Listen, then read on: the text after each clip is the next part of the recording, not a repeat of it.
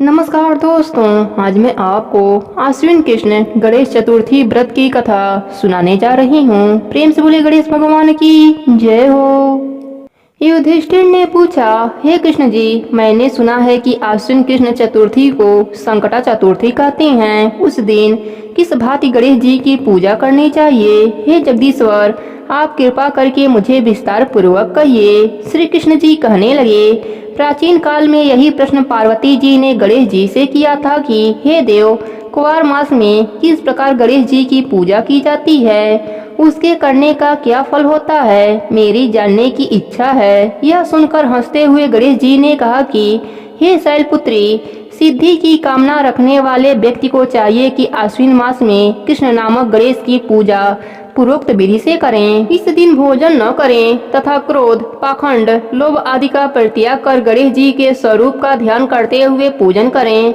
आश्विन कृष्ण चतुर्थी का व्रत संकट नाशन है। इस दिन हल्दी और धूप का हवन करने से सप्तद्वीप वाली पृथ्वी का राज्य प्राप्त होता है। एक समय की बात है कि बाणासुर की कन्या उषा ने सुषुप्ता अवस्था में अनिरुद्ध का स्वप्न देखा। अनिरुद्ध के विरह से वह इतनी कामासक्त हो गई कि उसके चित्त को किसी भी प्रकार से शांति नहीं मिलती थी। उसने अपनी सहेली चित्रलेखा से त्रिभुवन के संपूर्ण प्राणियों के चित्र बनवाए। जब चित्र में अनिरुद्ध को उसने देखा तो कहा, मैंने इसी व्यक्ति को सपना देखा था और इसी के साथ मेरा पानी ग्रहण भी हुआ था। हे सखी, यह व्यक्ति जहाँ कहीं भी मिल सके ढूंढ लाओ, अन्यथा इसके वियोग में मैं अपने प्राण को छोड़ दूंगी। अपनी सखी की बात सुनकर चित्रलेखा अनेक स्थानों में खोजती हुई द्वारिकापुरी में आ पहुंची। वहाँ अनिरुद्ध को पहचान कर उसने उसका अपहरण कर लिया, क्योंकि वह राक्षसी माया जानने वाली थी। रात्रि में पलंग सहित अनिरुद्ध को उठाकर वह गोधूली बेला में बाणासुर की नगरी में प्रविष्ट हुई।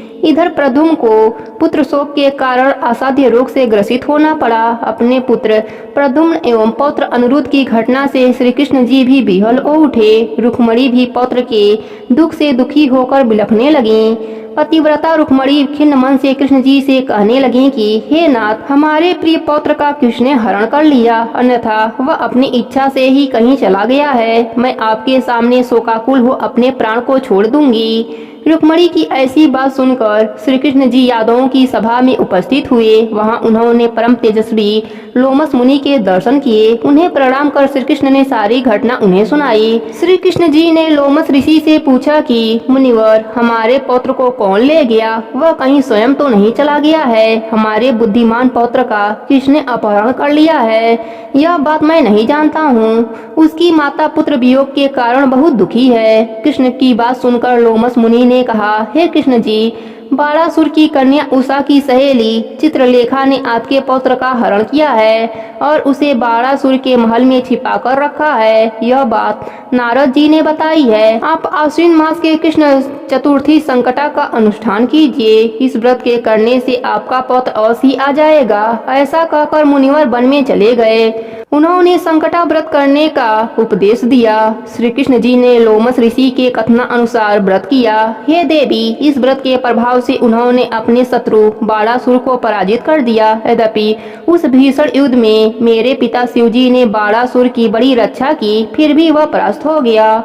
भगवान कृष्ण ने कुपित होकर बाणासुर की सहस्त्र भुजाओं को काट डाला। ऐसी सफलता मिलने का कारण व्रत का प्रभाव ही था। श्री गणेश जी को प्रसन्न करने, संपूर्ण विघ्नों के शमन करने के लिए इस व्रत के समान दूसरा कोई व्रत नहीं है। विश्व भ्रमण तथा तीर्थ भ्रमण के निमित्त इससे बढ़कर शुभदायक व्रत दूसरा नहीं है। श्री कृष्ण जी कहते हैं कि हे राजन, संपूर्ण विपत्तियों के विनाश के लिए इस व्रत को अवश्य ही करना चाहिए। इसके प्रभाव से शत्रुओं पर आप अवश्य ही विजय पाएंगे एवं राज्याधिकारी होंगे। इस व्रत के महात्म्य का वर्णन बड़े बड़े विद्वान भी नहीं कर सकते।